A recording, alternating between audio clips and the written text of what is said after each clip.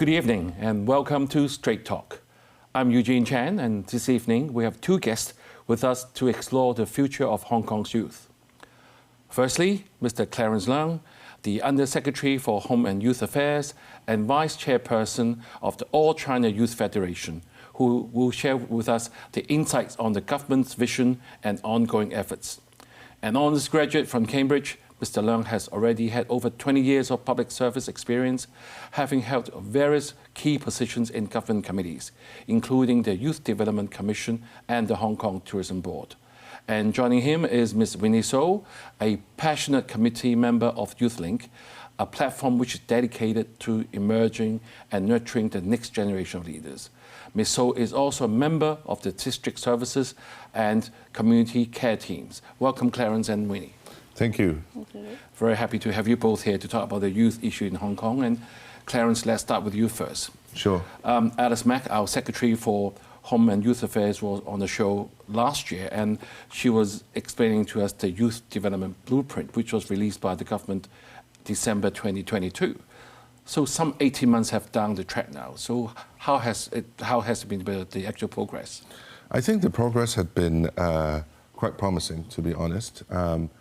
Our vision is to nurture our young people to be patriots, but also possess a good worldview. We also want them to have aspiring and a positive mindset. Mm-hmm.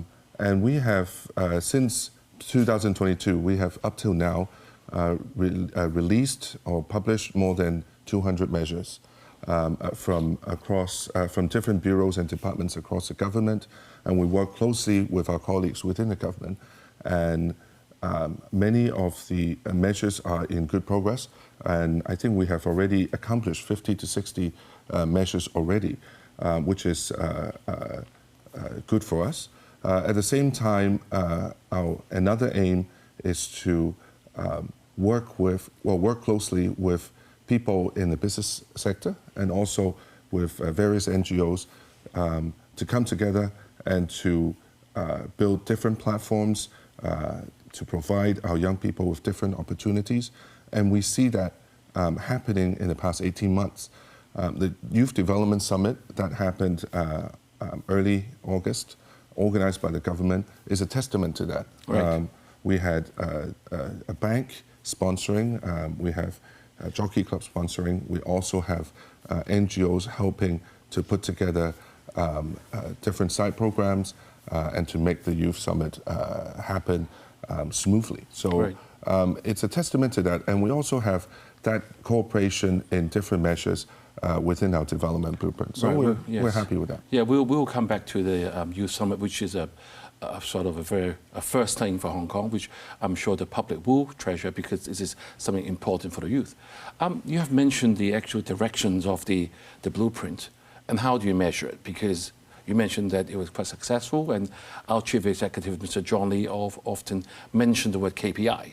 So what metrics do you use to actually measure the success of it, or how you can improve from it? Well, first of all, as I mentioned, we have published more than 200 measures. And each of the measures, we have a KPI, mm-hmm. Basically stating what we want to achieve with that particular measure. For example, we have numbers of participants that we want, mm-hmm. or our target number of participants for our exchange programs and for our internship programs. And those numbers are increasing and are quite promising. For example, this year, we see that there are more and more young people applying for different exchange and internship opportunities. Right. So this is why I'm saying it's quite promising. Right. Now. Before I'm going to turn the question to Winnie, I want to ask you, I'm sure the viewers is going to ask you, what is the definition of the word youth? I mean, how many people are we looking at? From what age to what age? Well, we don't want to have a very strict definition, but for the 200 measures that I mentioned, we service the age range from 12 to 39. Right. Obviously, not all measures will fit 12 to 39, because young people at 16, for example, will have different aspirations to young people at 30. Right. Yes. So we have different measures for different age range. Right. But all in all, for the 200 measures, we're looking at the age range of 12 to 39. Shall we say about 1 to 2 million of the population? About 2 million, yes. Right. So Winnie, I mean, you're being involved in the all the youth program, and I'm sure all being there, you appreciate the government is trying to do a lot for the youth. Do you think this good intention, or actually the blueprint, has been effectively communicated to all the youth? Because 2 million people is a big number. Yes, indeed. And I think it's very encouraging to see that our government has really taken a lot of effort to plan and take forward our long-term youth development work in a holistic approach. As a youth in Hong Kong, I do think that long-term planning is very, very important, and I'm very happy to see that Hong Kong government really take forward to step forward to plan on it.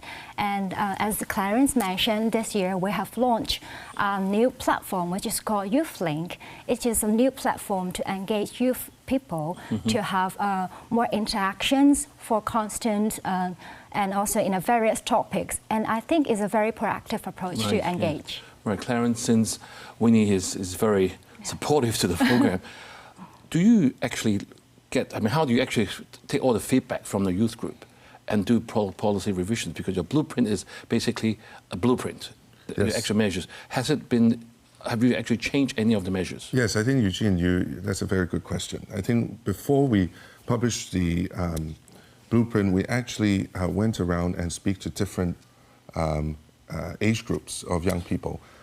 There would be secondary students, university students, young people who are working, young parents, for example. So we actually engage thousands of young people before we publish the blueprint. And after we published the blueprint, that effort has not ended. We kept on seeing young people.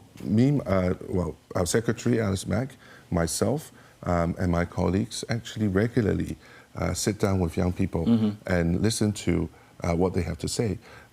We always recognize that Hong Kong young people are very diverse. They are from different ethnic backgrounds, for example. They have different interests. Some would aspire to be scientists, some aspire to be artists, for example. So we need to listen to different groups of young people and to revise. For example, this year, we see that our young people have more and more interest or even concerns to mental health. So a lot of the 60 measures that we renewed or we pushed out this year is related to that, for example. Right. So that's very important. And Winnie mentioned about Youth Link, which is a platform. We have more than 10,000 members right now.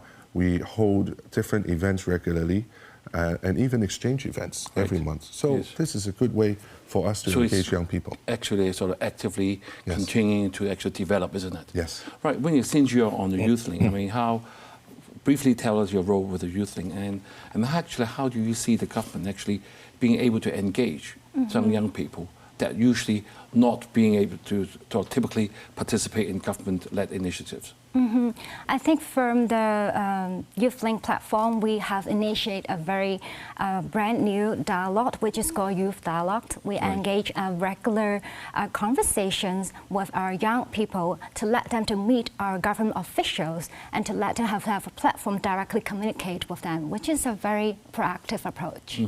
But how does it link with people that not usually have a chance to join all these government-led initiatives? Well, actually, I think it's a channel that for us as a youth, normally through the email or phone, we can't express our opinion to government.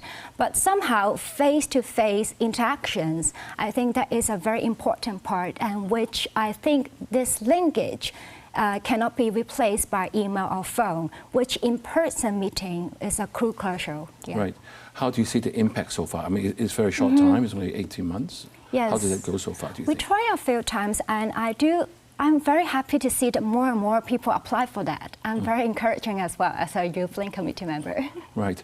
Clarence, since so far been very encouraging from the youth group, but I'm sure there's a lot of work ahead. But in order to be more proactive, I'm sure you need other department or other bureau of the government to work with you. How does other bureau work together in this good blueprint that you have? Well, I think the whole government has a great attitude towards young people. The cover of the Youth Development Blueprint is Inspire, Support and Embrace. We want to inspire our young people. We want to support our young people once they got inspired and they have set their own life goals. And we want to embrace the diversity and achievements of our young people. And the same goes to other bureaus. We have other departments or other bureau calling up our Commissioner for Youth, right. Advertising or suggesting certain measures that could help our young people. And you can see that most of our 200 measures are actually suggested by our various different bureaus across the government. So again, it's encouraging.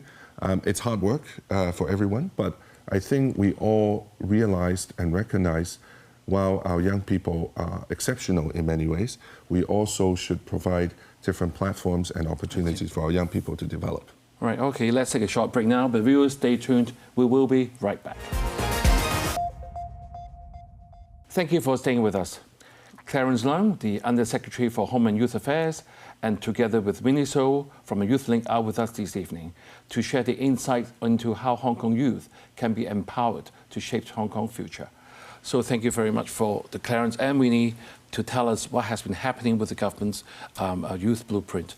And indeed, it's very encouraging. I like the terms that you've used. We actually inspire, support, and embrace. Yes. I think it's a very good terms that we use. So let's talk about the Youth Summit. Since you mentioned it's sort of an inaugural international summit that was happened a few weeks ago, what was the actual attendance like?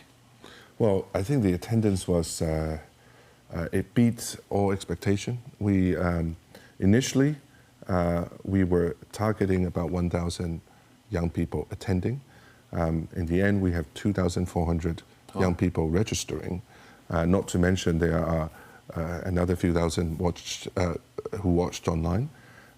We also invited speakers from abroad, especially the government official who are responsible for youth from Saudi Arabia, right. Malaysia, and Laos. And also we had different experts, industry experts from different places in the world that came. But at the same time, equally importantly, we also invited young people from around the world as well to attend. So we had young people from Japan, we had young people from Laos, we had young people from Malaysia, Singapore, and so on and so forth. So it was very encouraging. All together, we had around 500 young people from outside Hong Kong. That included the mainland and also rest of the world. Right, Clarence, I'm sure all the youth in different cities or different countries will face different issues or challenges. What will be the key lessons that you think that actually you learned from it, because they're all from abroad, that you think we can actually apply to the youth in Hong Kong? I'm sure we give them a much wider perspective in general, but what else do you pick it up?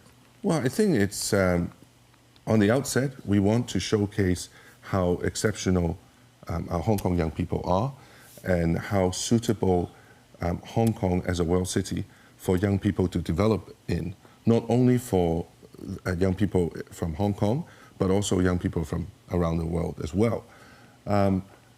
Interestingly, when we met with the different government officials from various countries, we actually shared very similar views of our youth and what needed to be done for our young people as well. So we felt encouraged because what we're doing is shared by many. And should be on the right track. Right. And I think what we learned from the summit, and I hope that our young people can learn from the summit, is Hong Kong, together with mainland support, is indeed a great place for young people from around the world, including Hong Kong, to develop in. Right, Winnie, you were there, and what impact has the summit been on you, and do you see any opportunities after you've been listening to all those speakers? Yes, especially I'm very impressed of the design and of the message that the summit delivered. Actually, because there are a lot of speakers from different countries, different industries. To youth, actually, we have different interests, and for these diverse topics, it offers different aspirations as well. And I think the key message to me is very positive. It's because we see there are many opportunities that the speakers share with us. There are many chances that we can be leaders in many ways, sectors, or even cross sectors, cross industries. So to us, it's a very positive message. Right. Do you hear other feedbacks from your friends or other youth that you've met? Yes, definitely. Actually, those messages I've received from my friends and also the peers that I shared with friends abroad. They are from Laos, Philippines, and to me, it's a very special platform because I've never got a chance to be in Laos or Philippines, and very encouraging to me that I can have a chance to talk with them in person and to learn from them, especially right after the summit. We hear what the speakers shares, and then we communicate, and then we also share our thoughts and really make the sparks happen. Right. Clarence, I'm sure the viewers at this stage is going to ask you, I mean, we all have been youth, we all deal with youth every day. While we have all this good intention to bring them for betterment for Hong Kong, but it's often said that youth, they don't listen, or it's very hard to communicate to them. Have you encountered that? And how do you solve it? Eugene, I think you're still very young at heart, number one. Number two, yes, I think it's very important to find a way to communicate with young people. I think our Youth Development Summit was designed also around that we picked topics that would be of interest to young people. For example, we picked technology advancement. We also picked arts and culture and sustainability. We also picked positive thinking and giving back to the society. I think those are very close at heart to young people in Hong Kong and also from around the globe. We also want to find different ways to engage our young people. We mentioned we have a youth dialogue at Youth Link that happens every month. We tend to pick different topics that would interest different groups of people or members at the Youth Link that will come to listen. I think it's important to find topics that are of interest to young people and also deliver those messages in ways that they will accept. And it brings me lastly to Youth Fest, which basically which is happening now up to December. There will be a lot of different activities for young people to join of different nature. It could be arts, it could be cultural, it could be sports related. Our aim is to bring young people together. They could play whatever they like in a group, meet people, and then try to learn something and take something back. Right. So this is what we're trying to do. And we will work tirelessly in trying to engage different young people using different methods. Right. Clarence, just, I want a brief answer from you that based on the success of this inaugural summit, I'm sure that you'll continue to think of new ideas. So do you have any plans for any future youth development projects and any sort of new themes or areas you think you'll be working on for next time? I think we're working very hard on various different projects. One thing that we are proud of and we're working hard on is our youth app. Right. So we've basically launched a youth app, or soft launched a youth app by the end of March, and we will officially launch quite soon. On that app is basically, I think there are two main points I want to make. One is the design and the feel are youth-oriented. Right. The contents of which we actually worked with a team of young people who would write and edit from young perspective.